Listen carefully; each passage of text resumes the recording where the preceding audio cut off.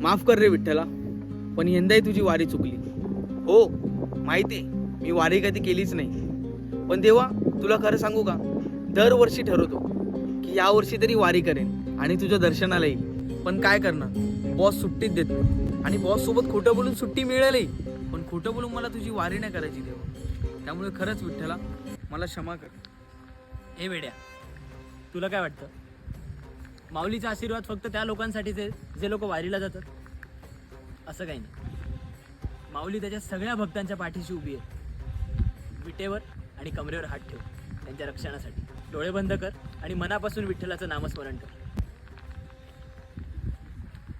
Pandurang Hari Vasudev Hari Hari, Vitthal Vitthal Vitthal.